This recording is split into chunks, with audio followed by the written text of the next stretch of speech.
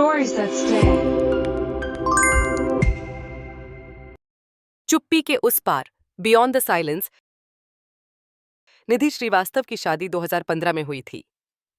लखनऊ के एक मध्यम वर्गीय परिवार में पली बढ़ी निधि पढ़ने लिखने में होशियार और स्वभाव से शांत थी। उसके सपनों में हमेशा एक स्कूल रहा था, एक ऐसा स्कूल जहां वो बच्चों को सिर्फ पढ़ाई नहीं, जिंदगी भी सिखा सके। लेकिन शादी के बाद ये सपना धुंधला पड़ने लगा। अमित श्रीवास्तव, निधि के पति, रेलवे विभाग में जूनियर इंजीनियर थे। स्वभाव से सीधे साधे, लेकिन जिंदगी के बोझ में खोए हुए। पहले साल सब कुछ ठीक चला, हनीमून, परिवार की खुशियां, रिश्तेदारों की तारीफें। पर जैसे जैसे समय बीतने लगा, रिश्तों में संवाद कम और चुप्पी ज्यादा हो गई। निधि सुबह से शाम तक घर के कामों में लगी रहती। अमित ऑफिस से आकर मोबाइल या टीवी में घुसे रहते। कभी कुछ पूछने पर सिर्फ एक जवाब मिलता, थका हुआ हूं, जरा आराम करने दो। धीरे धीरे निधि ने खुद से बातें करना बंद कर दिया। एक दिन फेसबुक पर एक नोटिफिकेशन आया, Neelima Chaudhary sent you a message. College की सबसे करीबी दोस्त, जो अब मुंबई में एक एनजीओ चलाती थी। मैसेज था, यार कहाँ गायब है तू, तेरी हंसी बहुत मिस करती हूं। निधि की आंखें भर आईं। फिर बातें शुरू हुईं, कॉल्स हुए।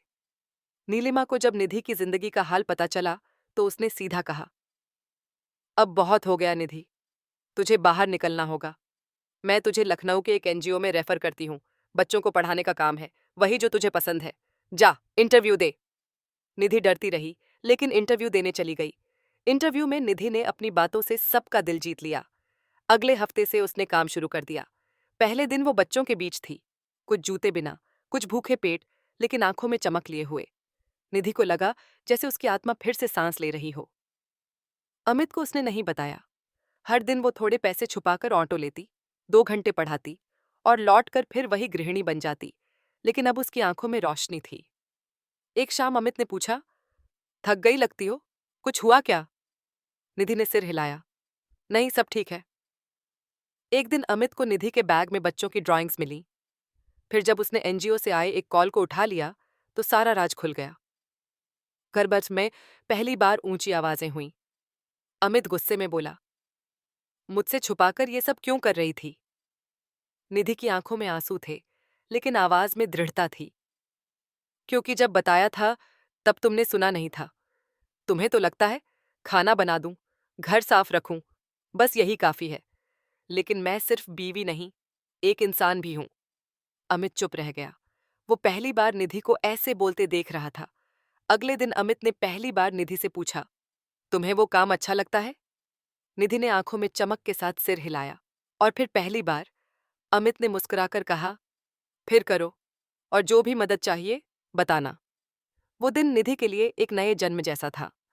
अब वो और खुलकर बच्चों को पढ़ाने लगी। धीरे धीरे उसके काम की चर्चा होने लगी।